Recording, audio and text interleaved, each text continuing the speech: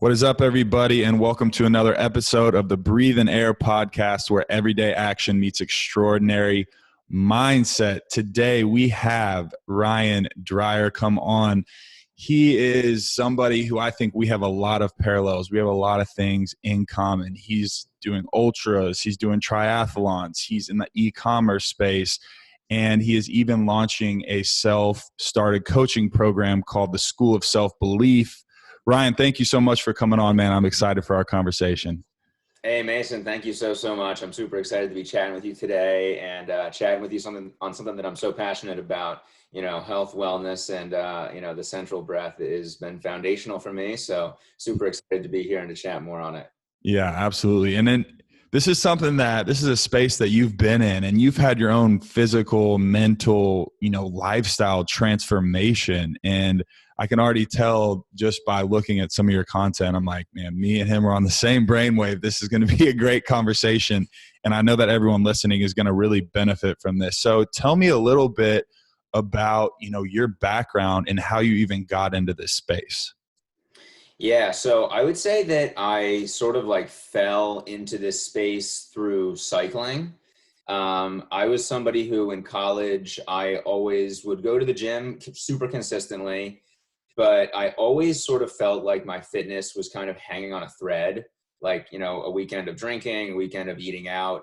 And, I'd be back in the gym on Monday, really just wondering, when is this all going to click for me? And I kind of continued that trend, post-college years and, found myself with just some generally really unhealthy habits, not really being dialed into my exercise, not really being dialed into my conditioning, not really being dialed into the food that I was eating. And in February of 2019, I picked up my first road bike, and biking for me really opened up a whole new world of breathing and exercising and mental focus. And, you hear the phrase miles are my meditation, and, that doesn't come from nowhere, right? It's a lot of time with yourself out in nature with an elevated heart rate, powering up hills, flying down hills. And all of that just really unlocked a new way of living for me. That also, it really brought things to a much more of a simplistic view. Like I used to be in the gym thinking about, if I'm doing 4 sets of 8, is that going to get me to where I need to be versus, 3 sets of 10 and all this other kind of junk that, works for some people and some people that are a little bit more lifting heavy. But for me, unlocking the ability to just really push my body and my breath, totally changed, my life actually. Yeah. And there's a lot to decompress there, but I think just going off what you said there at the end, it's a transformation that I think I've been doing too. And any athlete that goes from, a really constricted way of training for a specific environment that they're going to be in, whether, it's basketball and you're running wind sprints to get in cardio shape, or football and you're working on, quick speed and multi-directional changes, whatever it may be. Right. And then coming out of it and saying, okay, I just want to be a healthy person, which is, I think, the shoes that a lot of people that are listening are in. Like, I just want to have health. I want to look good, feel good, and maybe less about the aesthetic and more about the feel. Do you think a lot of people get caught up in kind of the aesthetic sometimes? Yeah, dude, literally 100%. Everything that I revert back to now with my health is really just around feeling good. I've got a lot of foundational habits that I've picked up that kind of provide me with a baseline. But everything, from my breath to stretching to recovery work, and then even to the exercises that I choose to do, it's all just about feeling good. Too many times people are focused on trying to get a 6-pack, and they're doing things that don't make them feel good on the way to getting it. And then they don't achieve it, and they kind of wonder why. And yeah. Reverse everything to just trying to do stuff that makes your body feel healthier. I've noticed myself that a lot of those gains and a lot of those benefits you're searching for kind of come on their own. What you mentioned, like a foundational base, what were some of those things that you had at that base level? Yeah. So I guess establishing a morning breath routine has been really phenomenal for me. First thing in the morning, I like to step outside. We're in January here now, so the colder months give it a little extra oomph. Yeah. getting outside and being able to like actually do a couple breathing exercises and just open up my lungs, I feel like has totally transformed how I breathe throughout the entire day. So a couple foundational things that I have are just like a quick breathing routine in the morning, quick little stretching routine, some other like meditative related practices that kind of just set my day up for feeling good across my mind, body, spirit.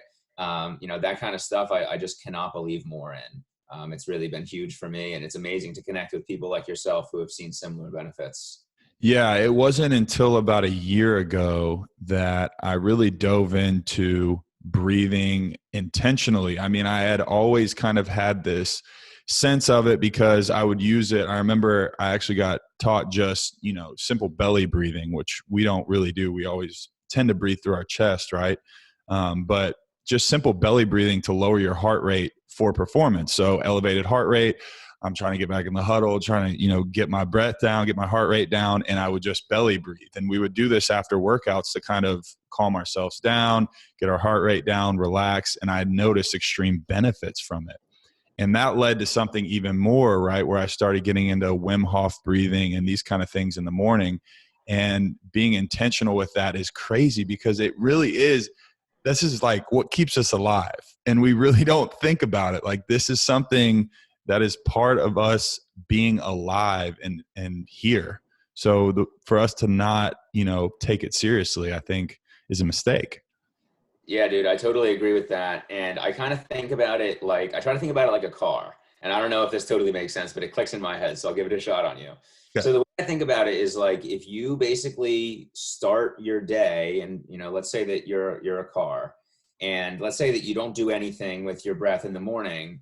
And then all of a sudden, the day continues to roll along and you've got stressors headed your way. You're trying to do exercises or whatever. Getting that car to get up to 60 miles an hour, 80 miles an hour is a real challenge. But if you spend that time in the morning to really rev up the engine and stress it up to 60 or 80, whatever that may be for you, and I'm really talking in terms of just activating your lungs, it totally changes your breathing throughout the entire day, I feel. And I've, seen, kind of what you alluded to. Obviously, there's the physical performance benefits to it as well. But I've seen just huge results in just like my emotional stability and just my control over my reactions to things, translating over to my marriage as well. So it's really foundational, and you're totally right. This is one of the core functions of being a living, breathing, piece of life on this earth. And too many people just totally don't even think about it. Yeah, there is obviously the performance benefits, but I think even more importantly, like you said, the things that seem to maybe bother you before when you get into this practice. And guys, this isn't something that it's like overnight, right? You got to be committed to it. You have to be intentional and realize that this kind of stuff does take time. Meditation is another one of those things that I always preach on. It's like, you're not going to feel like zen and in this happy state like after a week. Like you may feel some small benefits early on, but in order for this to happen, the mind is just like the body, right? We have to exercise it and we have to continue to do these things to reap the benefits. But just back to what you were saying, it's like those things that used to bother you so much or that would piss you off or like road rage or whatever it was. It's like these things just like fall off your shoulder, like, all right, whatever, on to the next, right? So stress really begins to mitigate. And I think that is one of the biggest things that I've seen personally with that breath work. Totally, dude. And it's so funny that you call out road rage because that's something that I totally used to do all the time. Like I'd almost get off on it. And now all of a sudden, I'm just like, why would I ever let that impact my experience right now? And the breath provides so much control and so much of a sense of presence that just, like you said, mitigates a lot of those things that really do not matter in life. Yeah. And that's another huge thing about it is being in the present moment, like just focusing on being alive, being here. I think with all of the added stimuli that we get totally shoved in our face at all times, right? This crack or phone or whatever you want to call it that we have also that's always begging for our attention. It's so hard to be present. Like it's a daily struggle. You have to constantly remind yourself to be in this moment. But I think that life begins to open up in different ways. You start seeing things differently when you are in the present moment. 100%, dude. I saw something online today or yesterday that was basically saying that we, as humans these days, I guess, with our phones and everything, we have such a struggle to be bored. Like, we can't just sit there and let ourselves be bored. We're constantly grabbing our phone, looking for a new screen, whatever. And the breath has really challenged me to like just become more aware of my surroundings. Like, there was a couple of weeks back, I was grabbing a pizza and I was waiting outside, and like, before I started doing this stuff, I'm sure I would have just been scrolling on my phone, doing whatever. But as I've been practicing more breathing and feeling such positive benefits from it, I started to implement little challenges like, all right, I'm not going to use my phone at all for the 7 minutes that I'm going to be waiting for this pizza. And instead, I'm just going to chill out here like a human on Earth. And I'm going to be breathing effectively, and I'm going to be noticing what's going on. And this little moment of stillness is going to radiate throughout my day and totally have a positive impact on my experience, and hopefully the experience of the people that I interact with as well. Yeah, that's powerful. There's a quote that I've said on here multiple times: peace begins with pause. And I really do truly believe that it's so easy, especially when you're someone who's ambitious and a high achiever. These top performers your mind's always racing. You're always thinking about what's next. You're always wanting to achieve more. You're always setting bigger, loftier goals. And that's all fine and well. But I found that there's this sweet spot that we're always searching for, right? Between being here, being in this present moment, and also being able to like push ourselves and continue to push the meter to be able to achieve those goals. 100%, dude. I couldn't agree with you more.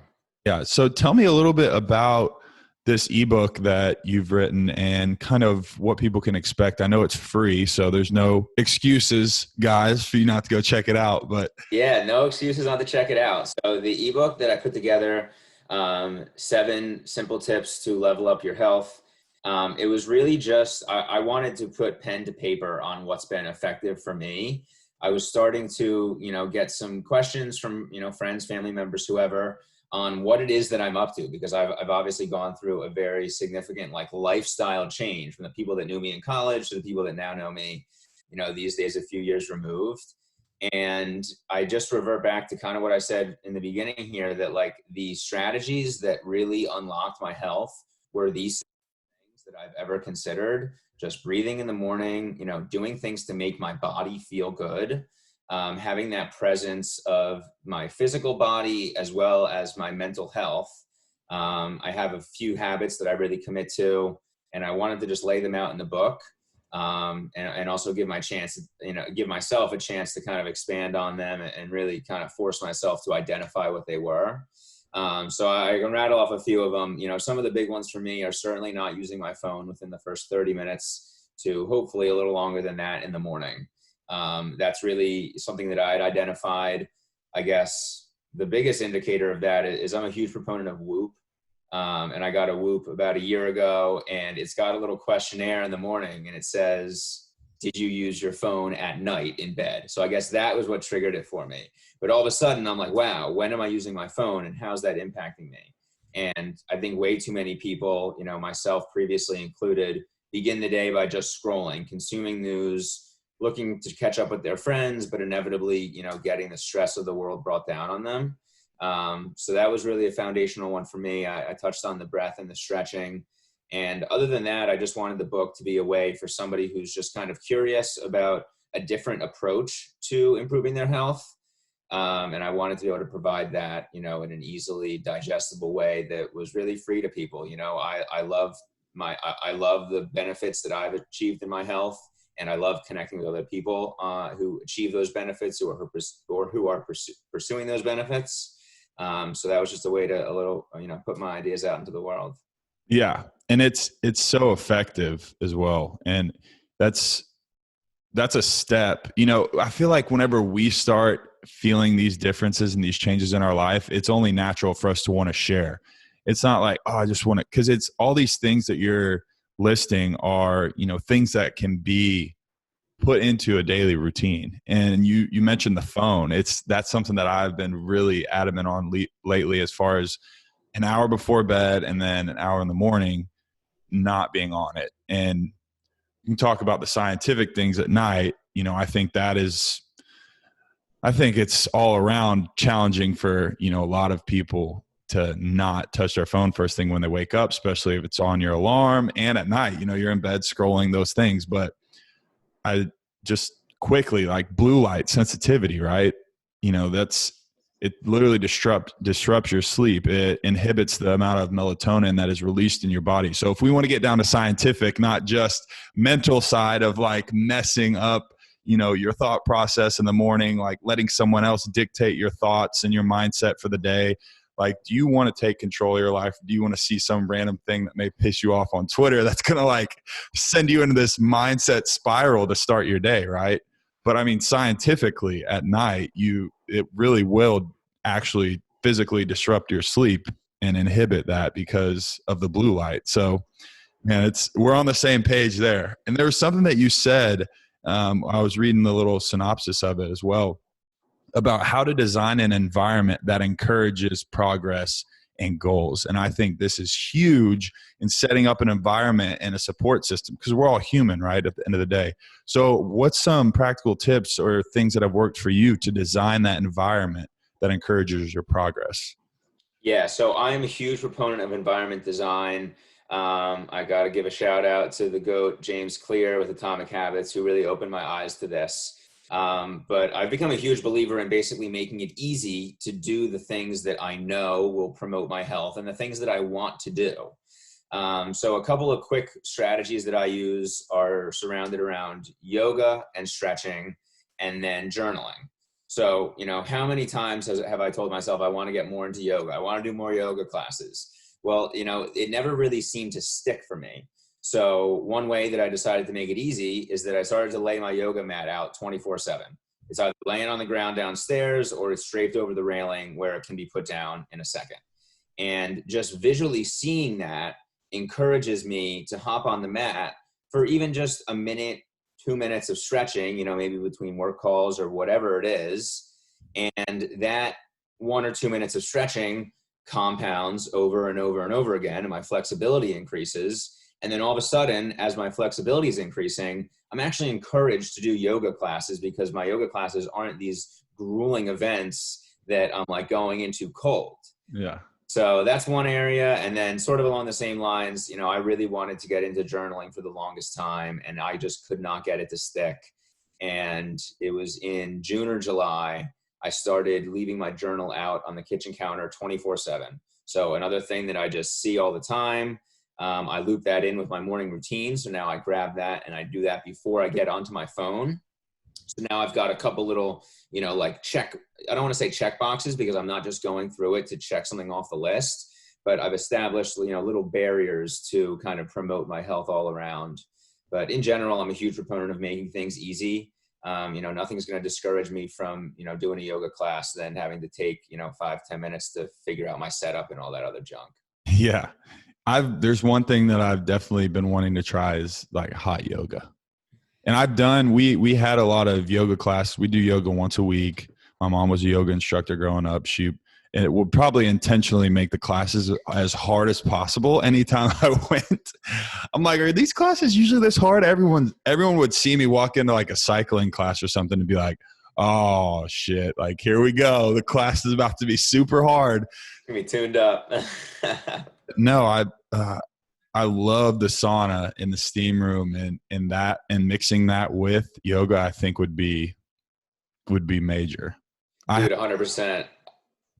I've done some hot yoga in the past, not super consistently, but I did get super, super consistent with my sauna use. But with COVID and all, I'm not really back in the gym at all. So that's, I haven't been in a sauna, I guess, since last March, which it was a little bit of a tough transition, because I really, really came to love it. Like I was doing gym sessions where I would just go to the sauna. And I'm excited to figure out a new solution to get back into it, but that's something I've been missing for sure. Yeah, I agree. That's definitely something that I'm missing. And I think that, there's so many health benefits when it comes to that too. Have you worked any on the opposite side of that with cold water therapy at all?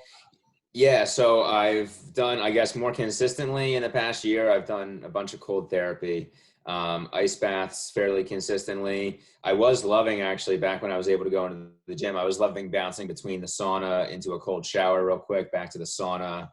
Um, I'm really interested in, I know Rhonda Patrick's been on Joe Rogan a bunch of times. She always talks about the heat shock proteins and, you know, the benefits that come with, I guess, exposing yourself to such radical heat.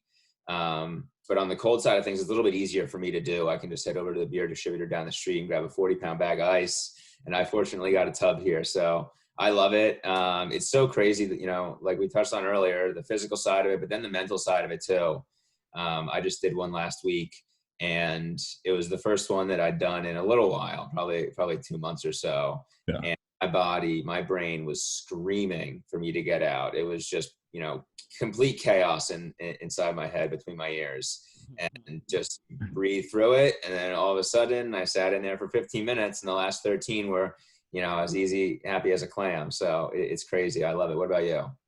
Yeah, I've been really diving in a little bit to the cold water therapy, and that was something again that I'd done out of habit. I had 2 ACL surgeries, so it was something after a long practice, like I had to do it or my knees were going to fall off my body.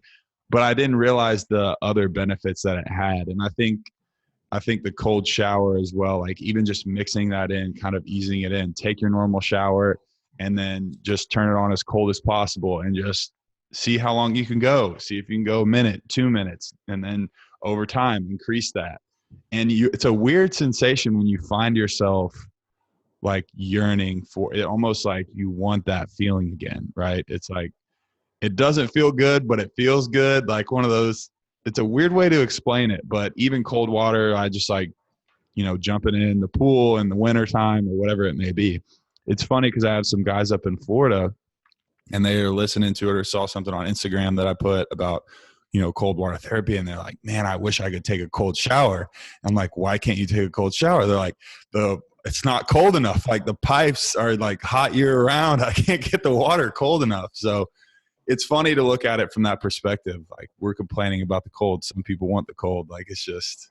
No, dude, totally. And as I've gotten into the cold showers more and more, I've totally learned that the pipes are colder in the winter. Yeah. And warmer in the summer. And the summer cold is not as cold as the winter cold. Yeah. And winter cold is when I need it a little warmer. So it's a little tougher. It's funny, but I'm glad that you mentioned like cold bursts at the end of showers. That's something that I've committed to. I'm probably going on about 3 years of it now. And that's like a no questions asked for me. The last 30 seconds or whatever of my shower are going to be ice cold. And I just love, you know, obviously, you know, it's a great shock to the body, but I also just love the mental test of it, right? Like I could choose to not do that, but I've done it enough that I know I'm going to feel great after it. So I almost like I'm kind of like a little crazy addict with it. I like kind of look forward to it. Man. And it's just another fun way to just kind of mix up your day a little bit, add a challenge, give yourself a chance to collect a win, and have a little bit of fun stepping outside of your comfort zone doing it.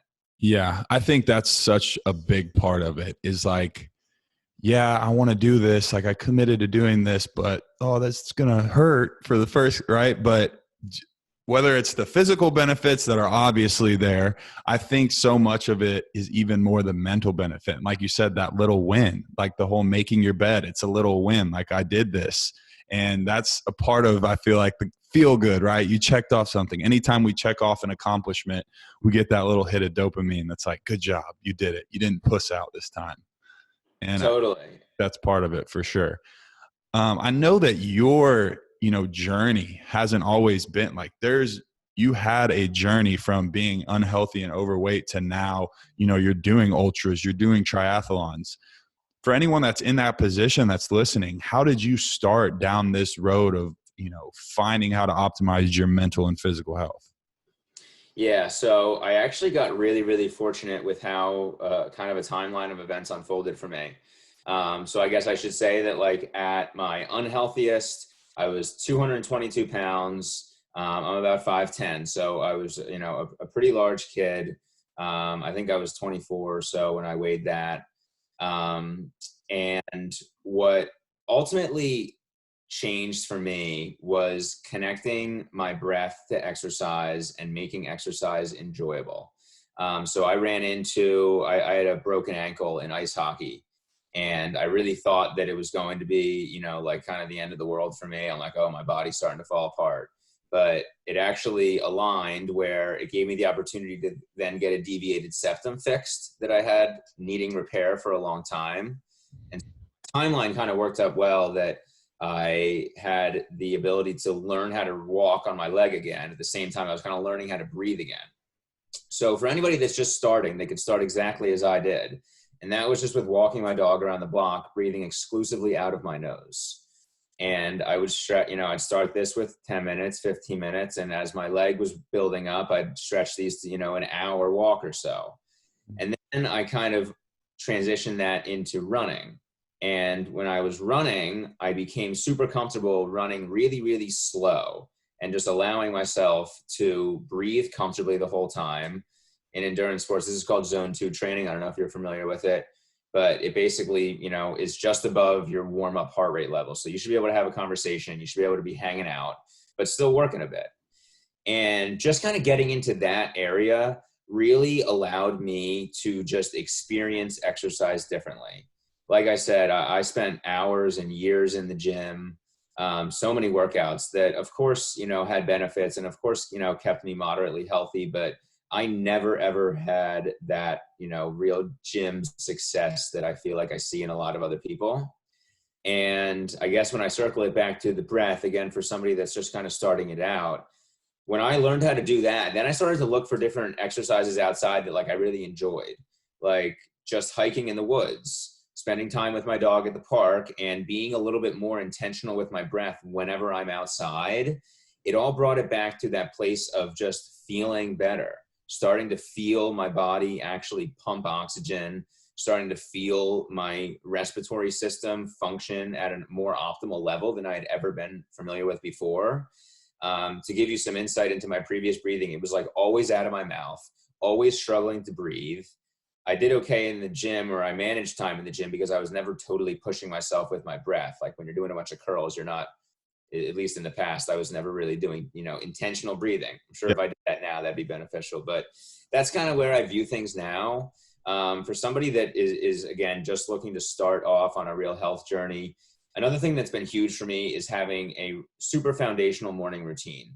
Like you need to really commit to yourself and commit to a few practices that will make your day better. And it just has to be a no questions asked kind of thing. Too frequently when people are looking for health advice, I think that they kind of throw up some no's right away, why they can't do intermittent fasting, why they can't do something in the morning, they don't have the time. And, ultimately for all of us, if your health is a priority, you're going to have a much better time on this planet. And it's just about making time and finding ways that you actually enjoy that, because health should be fun. Like it should be enjoyable to push your body, and it should be enjoyable to experience, better breathing and better stretching and all these functions of the body that we have. So that's kind of how I summarize it, a little long-winded there. Absolutely. And I think that this concept of, diet trends, you see, Atkins, paleo, you see intermittent fasting, you see, what's other ones? Carnivore, you see all these different ones, right? Keto is a big one right now. And it's almost as if the diet is saying, this is the end all be all, right? And the same thing for when it comes to health, as far as physical fitness or mental fitness. You see, all right, you need to lift heavy, you need to do this if you want muscle mass, if you want to cut, you need to do a bunch of cardio. These things, I think, have kind of been programmed into this health and fitness world, when in reality, there is no one size fits all approach. I think there's no one size fits all approach when it comes to diet. I don't think there is when it comes to, physical fitness as well. And like you said, you have to find something that can be enjoyable to you. And that's the thing. Try different things. Try your hat. If it's not for you, it's okay. Move on to something that, works for you. If a gratitude practice in the morning makes you feel better, do it. If the cold showers or the intentional breathing, know that this is all, can be scripted to what works best for you. And yes, there's being intentional. Yes, there is, being able to carve out time and have discipline to do these things. But I think too often people get so, disappointed that this one thing that they thought was going to be a deal breaker ended up not being like their thing, right? But we don't realize like this long line of lineage, like that could trace back to ancestors and what they ate and how that works and our DNA, and we're all just so different. So I hate the one size fits all approach to fitness that I think a lot of people get discouraged by. Totally, totally. And like people have such ingrained ways of living that a lot of those diets that you mentioned, for example, are like super significant adjustments for people. And I always kind of like to revert back to, we want to remove the concept of needing to make massive changes in our lives. Like we just want to find 2 or 3 things that we already do pretty well, and how can we kind of like double down on those? How can we get those working for us a little bit more? I'm a big proponent of having just natural whole food. I don't think it totally matters the time that you're eating or kind of things along those lines. But if you're eating whole quality food, if you're spending time outside, however you like, if you're making sure that you're getting your heart rate up in some capacity, a handful of times a week, there's just no way that you're not going to start feeling better and start just experiencing a more positive way of living. Yeah, absolutely. The mind body connection is something, and our subconscious mind, like these habits. You talked about Atomic Habits. I've been hearing that book name a lot. I might need to check it out. Is it worthwhile? Yeah, it's a solid one. It's a fun read. It makes you think of things differently, and it kind of it just presents a way to implement habits that I didn't really think of before. I could probably do a reread on it, but the big takeaway from me was certainly that making it easy. He has a really good concept called being proactively lazy, which I like, which is basically saying that like we'll always want to do the easiest thing, so we have to put in a little bit of effort on the front end to make the easiest thing the best thing. So that's kind of like the yoga mat. It's like, I don't want to have to go in the closet and get the yoga mat and pull up my video and get dressed and do all this other stuff. Mm-hmm. Be able to look to the side and start doing it. And so it's like little tweaks like that really help. And it also gives you a good chance to, learn about what you might have going on in your current environment that's leading to, habits that you're trying to correct. Yeah, that's big. And I think the first thing is being aware of that, like being aware of these habits that we have. So many of them are programmed, whether we know it or not. What the idea to pick up the phone, right? When I started being aware that like I'm addicted to this thing and I need to like tone it back, it's so crazy the way that you see yourself like reach for it every moment. Like you said, you don't want to be bored. So if there's any waking moment that you're not being stimulated, what do you automatically do? It's like you reach for it. And I had to kind of like smack my own hand, like, stop it. Stop doing that. Right. Quit it. Dude. But I think that concept can work to work with diet, like work with all these other things that we're talking about, as far as being aware of the fact that this is something we've programmed over time.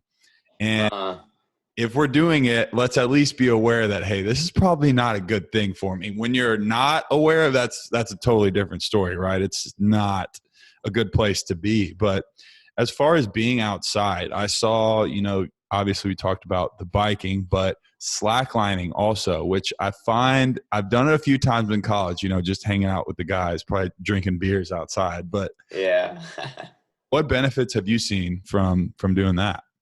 Yeah, dude. So I just picked up a slackline a couple weeks ago on Amazon. I think it was like $60, and I have been in love with this thing. Yeah. Thought it was going to be a fun thing just to kind of like mess around on. I didn't really expect to get that many health benefits from it, but it has unlocked a whole new way of experiencing fitness, really. A few things that I love about it. One, I'm super concentrated. So it's requiring a mental stimulation that I'm not really getting in a lot of other places. Like my singular focus is remaining on that balance line. Mm-hmm. And not falling off. And the concentration of where my weight is, where my foot is, it really provides almost like an active meditation in a way, which is really cool. You've got to have really controlled breath the whole time. I figured out, if I'm letting my heart rate kind of go crazy because I'm wobbling back and forth and doing whatever, like I'm a goner, I'm falling off. And then just physically, like the stability work that it's given my legs has been fabulous. I mentioned I had an ankle surgery a couple of years back, and I recovered well from it, but I'm always kind of thinking, what can I do to strengthen up these ankles, strengthen up these trunks of mine? And just standing with one foot on the slack line and just working on my balance there, I can literally look down at my leg and just see the stabilizer muscles from everywhere down to my toes, all the way up through my knee, just twitching and working and all getting a little bit stronger. And of course, the whole time I'm having a blast. Like I'm outside, I've got my Bluetooth speaker, you know, it's cold out in January now. So I'm out in the cold, having to focus up a little bit more, but I'm turning it into a little bit of a party, and you can make progress on it super quickly. You know, I still have a long way to go, but I am also a lot better than I was on my first time. So it's super cool. I got my mom on it the other day. I got my brother on it. Yeah. So it's turned into a little family activity for the dryers. So I'd be a huge proponent of it, and I'd suggest it for anybody that's interested.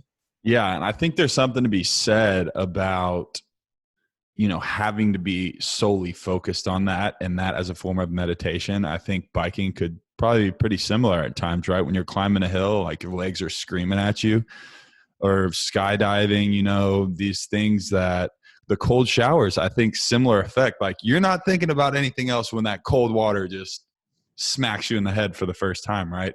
So these ways of getting out of our minds and getting out of our heads, which is even harder now than it's ever been, in my opinion, with all the benefits that technology and ultimate connectedness brings, it also like weirdly has this opposite effect. Like we're less connected because of this, you know, constant stimulus. So tell me a little bit about your experience. And you know, the show and everyone that listens knows how much this show is circled around mind, body, spirit, and optimizing all three.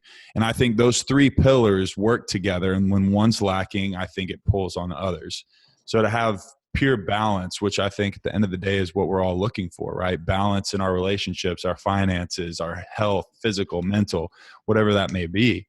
How have you kind of seen the benefits from your health, from your mental practices, whether it's physical or spiritual? Like, how have you seen your physical health be affected from your mental health and that mind-body connection? Yeah, so I guess, you know, one of the best ways that I've been able to tap into that has definitely been trail running, and getting into the ultra scene a little bit. When I'm out on the trails, you know, it's again, sort of that singular focus that you're talking about. So I'm just looking at my feet, making sure I'm not tripping over anything. I'm focusing on my heart rate, making sure that I'm in a comfortable spot. And I guess when you connect the mind, you know, being so singularly focused with the breath being so intentionally controlled, I feel like that just unlocks a spirit inside of me that really allows me to just experience a different version of life than I previously understood.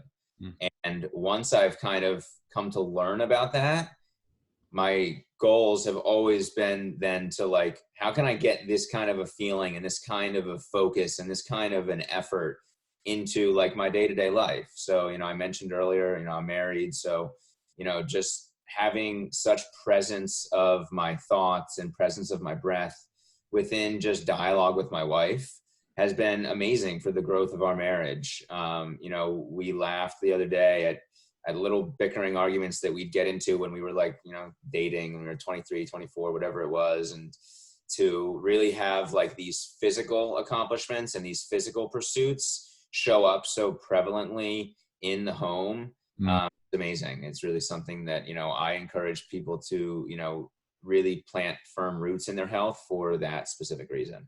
Yeah, I agree. It not only scientifically affects the way that our brain works as far as the chemicals that are released, how we feel, mood elevation, like all of these things, right? That if we want to get into like your scientific basics, but as far as like spiritually and mentally, I just feel like there's, like you said, a lot more control over what can seem like such a chaotic world in between our ears sometimes. And it allows us to, you know, like you said, let that road rage fall off your shoulder or help your sleep at night. I was listening to a podcast earlier that said the number one thing for people who have insomnia, and I feel like a lot of people struggle with this. I've seen it all over, like tips for sleep, help me sleep. I can't sleep. I wake up at 2, I blah, blah, blah. Okay, well, are you on your phone? One. Yeah, right. I was going to say. Huge, right? But the number one thing was physical exercise. Like, have you exerted yourself physically today? And I think, especially in this day and age with even more people working remotely with COVID, it's like, hey, I only took 200 steps today and I usually do like 8,000, right? Just that one simple implementation could, open up, you get better sleep, you feel better, you're in a better mood, you're not as irritable, like all this domino effect of stuff from just this one habit. 100%. And I mean, I'm sure that too, that like there's a lot of science behind the idea of exercising giving you more energy during the day too. So it's like so many people feel lethargic at work throughout the day and they reach for their sugary coffee at 3 p.m. to give them a boost. When in reality, it's like, if you went on like a brisk 30-minute walk at lunchtime, like you'd be jazzed up for the rest of the afternoon. And then, maybe you add a little bit more exercise somewhere else. And then all of a sudden you're sleeping harder. And then you're getting on a little bit more of a regular sleep schedule. You're waking up a little bit more naturally because your body's getting true rest that it needs. You're not using the phone. Right. So all of a sudden, like these little things just start to add on and on and on. And one other thing I wanted to mention with, the mind, body, spirit, as you're working to exercise outdoors and kind of my transition into all of that and pairing it with the road race comparison that we've got here is that like when you just spend a couple hours on a Saturday hitting the trails, whether it's just walking, doing whatever, any form of being outside, I have just really allowed that to minimize my concerns with, normal stress, day-to-day things at my job that used to, drive me nuts, or things with my coworkers that would, drive me up a wall. It's like, my time in nature really gives me perspective on what I want my life to be about. And it gives me such a presence of mind to know that all of this chaos that we so willingly contribute to, we can also pause it whenever we need to, and we can put it down, and we cannot, we can choose to not let it, so radically impact us. Yeah, I think that's so powerful because it almost, if we let life drag us around, it will, right? There's totally, but we have the power of choice in a lot of these instances that we think that there is no choice. Oh, the person cut me off. Like, of course I'm going to be pissed. Or, well, my wife did this and that pisses me off when she does that. And these things that, as you get older, you realize that we need to sustain as much energy as possible for the things that really matter. And I think that also goes back, what really matters to you? I mean, what does really matter to you? Yeah, dude, going off of that, just like one thing that's been huge, for my fitness development is just being honest with myself about what I want my goals to be, what I want my life to be about. I had a lot of interest in this whole triathlon world and endurance world, but I didn't really expect that all of, these races that I'm doing would really be coming to fruition. But it was really just, I guess, like just the honest conversation of like, do I want to make changes into my life? Do I want to let my life be determined by my job, by my boss, by these commitments that people expect of me? And you said the power of choice, and I just believe so deeply in that. We have the power to choose whatever we want. And so many people are just wrapped up in expectations of others and allowing themselves to be directed around life. And it's just a huge recipe for being stressed out. That's what I'll tell you. One of those things that, could be seen as commercial, like the law of attraction, right? I was actually watching this HBO documentary about the law of attraction and how, I think it was maybe in the 80s, don't quote me on this, but when it was catching all this traction, there was a lot of people writing about it. It was all over the news. This idea that, oh, if I can just attract these things, I'll have, the money, the cars, the girls, the clothes, whatever you want. But I think there's one big piece missing in that. And I do believe in the law of attraction, right? But I think the catalyst is action. And the action and the tiny things that you're doing every day. Like, this is the law of attraction, what's going on right now. Me sitting down with a like-minded person, like there's not a lot of people. Everything that you're saying and have said, are things that I've been trying to implement in my life and have been for the course of the last couple of years, right? And now I'm trying to do the same and help other people just as you are. That's the law of attraction to me, like the fact that we're even sitting here. I'm in Arkansas, you're in the Northeast, like shout out to my parents up there in Connecticut right now. I didn't tell you that though. But there we go. So that to me is the law of attraction. But how did we get here? Well, I found this guy, then this guy, and then this turn here. And then I saw someone that like a tweet or this, and then I messaged you. Like there is all this action that goes on, but when you are setting your intentions and when you are taking the steps and when you are really taking responsibility for your life and choosing to do those things, then I think that the things that you want do continue to be attracted to you. You find yourself in these situations where you're like, whoa, this is weird. How did this happen? Well, it's 100%, dude. It's a culmination with that more. And it all sort of stems from just like being honest with yourself about like just what you want to be participating in, and then taking that action to participate in whatever environment it is that you want.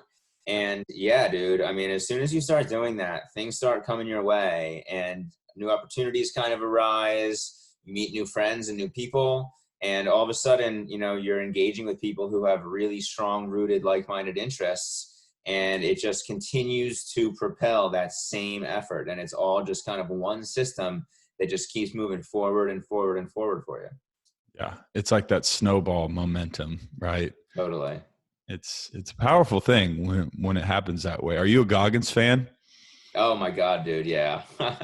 Would be with all the, endurance athletes. There's two athletes. I was talking about this the other day, endurance athletes and like, your Olympic level BMX and skateboarding and snowboarding. And like, I'd always played sports growing up, but it was, your traditional basketball, football, baseball, like those kind of sports and long distance running in particular are just like mind boggling to me.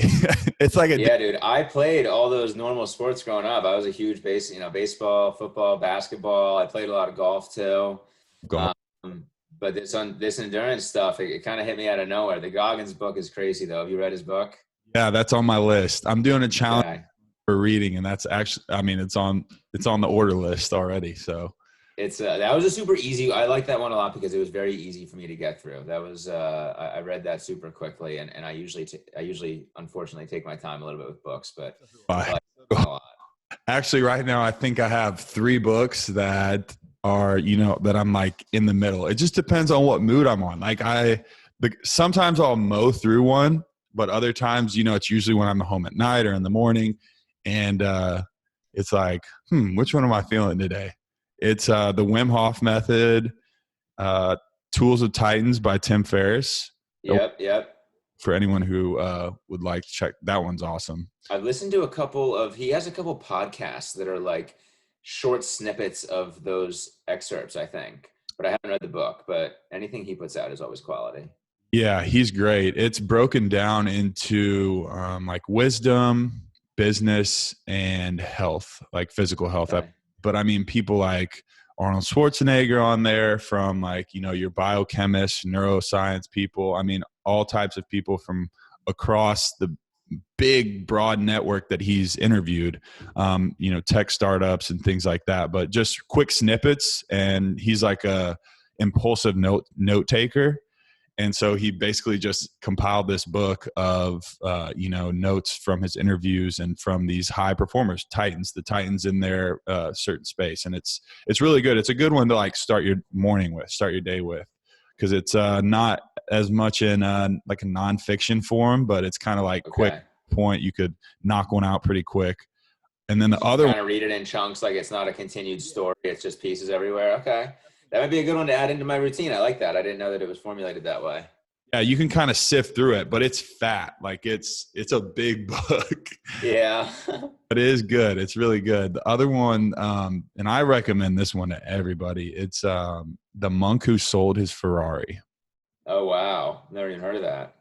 It's an actually a nonfiction book, but it's based on all these principles that this guy wrote, and I'm blanking on the name of the author right now. I should probably look that up so I can give him credit. But yeah, The Monk Who Sold His Ferrari. It's really good, about this high level lawyer who basically, had the pinnacle of success when it comes to, money and the fortune and the top of his firm, and but he was an asshole, and like he just was an unhappy person, and had a heart attack in court while he was giving an address. And he went away to the mountains in India, and he lived with these monks, and he comes back to one of his partners, and he's telling like his story of basically like enlightenment and the way that he's found his ways to like live life and what actually matters and those things. And it's one of those books that I was like reading where if I was taking notes on it, like I would have just wrote the whole book. I would have wrote the whole book, like word for word in my journal, because there's just so many good nuggets on it. Like a whole page highlighted. I was going to say, dude, I did the thing where I like little text box out the edge of the sentence. And sometimes I'm finding myself doing like the whole thing. That sounds like I'll be doing that on that one too. That's a good book. I will, that'll be added to my list. Yeah, it's a good one. And then that's a short and quick, easy read. I think sometimes, reading like those kind of self-help books that are more like bullet points, which is, it's nice to read it in a easy, free flowing, like nonfiction form like that and still get the same thing. So yeah, there's my book recommendations. Tim, there you go. He loves doing that too. But there's a question I always like to ask, and I think it'll be interesting to hear what you have to say. But what is your definition of success? And this, my definition of success. Yeah, not like in a overarching like macro view of life. Like it doesn't have to specifically business or relationship. Just like in general, success. I think that success is super closely related to happiness. And I think that anybody can achieve success simply by pursuing what makes them happy. Yeah. So these days, I'm trying to build this e-com business. I'm trying to sell some dog accessories, dog bandanas, dog collars, and I'm just getting it off the ground. It's on Amazon. I'm selling in some retail shops in Philly, but the business isn't established, with any kind of recurring, monthly income by any means, but just like the ability to play and the ability to pursue the effort brings me so much happiness that like, if the business never ended up taking off, it would still be a success and such a valuable use of my time. And I just think about how I can kind of translate that into other areas of my life. Fitness success doesn't need to be that you achieve the six-pack, or it doesn't need to be that you lost 30 pounds or whatever these arbitrary goals people set are. It's more about just enjoying the journey and, having a really good time along the way.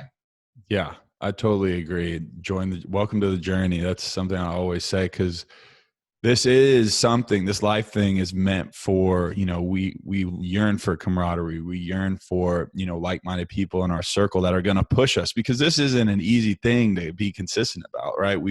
It's easy to fall back into those habits, into those things that we used to do that we know aren't the best thing for us.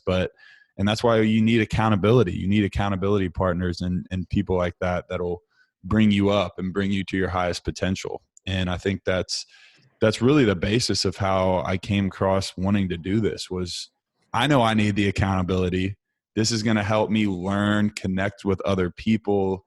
And at the same time, like, we're helping other people do it. So it's a powerful thing when you start thinking with that mindset. I really think so. So what's up with this dog collar thing though? I know we got a lot of dog listeners. I mean, you can plug it. Oh yeah, baby. So the business name is Toasted Rye. We got a website, toastedrye.com. I'm on Amazon too. But this is like my little baby. I started this business back in August of 2019, just sewing bandanas in my basement and selling them on Etsy. I really, really wanted to start a business, and I was like glued to the idea of making my own product. Like a blacksmith or something like that. All of a sudden I'm like, wait, crap, I can't really make anything. So went to YouTube, learned how to sew, started selling those online, and then have transitioned over the past year and change to designing my own products. So I design my bandanas and dog collars and have them made by a manufacturer. And so I'm learning the whole world of e-com now. I just sent off my first full product run over to Amazon. So we've got those set up in the Toasted Rise store. We've got some fun prints. We've got some bicycle prints on there, some pancake prints. I've got some Philly specific prints on the website. Yeah. That's a little bit more geared to, the local retail scene, but we've also got some human products to go with it too. So that's really like the bridge of the business. We've got some running hats. We've got some other fun 5-panel hats that I really like. It's really just a bit of a passion project for me. I love my dog. I've got a little 4-year-old chocolate lab, and I love dressing him up in bandanas, and I love hats myself. So I said, hey, why not try to make this a business? Yeah, absolutely. I think people will definitely be attracted to that too, because it's like, you did it. That's the thing. And then there's so many people that thought like, hey, I want to do this for my dog. Like, I love dogs, or I want to make some hats or whatever it may be. But the fact that you're acting on it and you're passionate about it, that shows. And that's something that I think is so important, like acting on your thoughts, the things that you want, the things that you're passionate about deep down. I feel like so many times we let everyone else like influence us, or the fear of failure influences us, or whatever that might be. And you literally just said, if you're not profitable, you're still happy. The experience that you've gained, let alone like if you actually profit from this eventually, like that's a success in itself, that you did it, that you tried it. 100%. And whether I'm learning one way or another, like just by acting on my interests and by really pursuing them, maybe, who knows where this will end up, but maybe it's not successful on Amazon, but I learned some business strategies that totally helped me in the coaching world that I'm trying to break into. So, I've really adopted a bit of a student mindset with all these pursuits of mine, and just kind of a natural curiosity that's totally opened up just a new level of fun to living. Like I totally caught myself in my mid-20s just working a desk job being like, there has to be more to this. There has to be more to this whole life thing. And just by acting on a couple of interests have really spiraled into a pretty solid time for me. And so I'm interested in chatting with people about it and getting people on the journey with me. Yeah, I couldn't agree more. It was one of those things where it was same thing, like first year out of school, and it was like drinking water out of a fire hose for anyone who's just jumped into a new job. I feel like for anybody, it feels like that. Like, just like, whoa, I can't screw up. Like anxiety, like, oh, what? Totally. I want to make a good impression. I want to do this, do that. And you're so caught up in that. But when you get out and you kind of like swim to the top and breathe for air, and you look around, you're like, okay, so what else is there to this life? Like this isn't what I'm like put here to do. Like, this is a great job. I'm grateful for it. But like, what else is there? I think that's a lot of what young adults ask themselves sometimes. And these questions that it's like, okay, but there's more. I know there's more. And I think that's where, the spirit comes in. I think that's where that side of things really kicks in. And then it's listening to those rumblings, like listening to those, I probably shouldn't be doing this, or like, I probably shouldn't be eating this, or I should probably go to the gym or pick up this book instead of watching Netflix, or like, and then that's where the choice comes in, right? The choice to change your life and take control of your life. 100%, dude. You really nailed it on the head there. Yeah. It's all about just listening to that inner voice. I can't be the only one who's heard something, and it's been screaming inside of me my whole life, and I finally needed to do something about it. And again, it's just about making this, there's no point to living if you're not enjoying your life. And there are a lot of ways that people can drastically improve their life more without needing to make like these crazy changes. Like we talked, a bit about how, there's so much, addiction to our phones and stuff, but there's also such a benefit to it. Like that's how obviously we connected. And I feel like more people just need to be encouraged to use the internet to learn a little bit more. And like I said, I took my sister's, 3rd grade sewing machine, and I hopped on YouTube and learned how to sew. And like that led to something else and something else. And like, there's someone there that might be stuck in their desk job and wondering what the hell is going on. whatever their interest is, they just hop online and learn about it a little bit more. And there's a lot of opportunity out there. Yeah, I'm getting a little ahead of myself here, but I literally sat down with this 17-year-old the other day that I came across, and y'all will hear the show, but I mean, this guy has just taught himself so much from the internet, and he's right. That's past our technical like generation, right? Like I mentioned a flip phone in the interview, and he's like, man, I never like knew what a flip phone. I'm like, never had a razor. Come on now. said a sidekick or a razor, right? But that's just like the thing. Like it is so much information. And I was so blown away with how like knowledgeable this kid was that isn't even out of high school. And it's because you take advantage of like what's in front of you, right? And there's the whole too much of a good thing's a bad thing, right? But if you're, using it for your benefit and not letting it use you, I think that's where you draw the line. And as long as you can draw the line there, I think that's huge. 100%, dude. I'm so impressed by those 17-year-olds and other teenagers who are just rocking and rolling. It's like I feel like I'm like the boomer who's trying to learn all this stuff. And I'm only 8 years removed from some of these kids, and I'm grinding out here. But it's amazing to see that kind of stuff, and it's just so inspirational. I mean, all you got to do is look around a little bit, and you can see people doing amazing things on Earth. And there's nothing makes me want to do something with my life more than seeing somebody else do something with theirs. So I love all that stuff.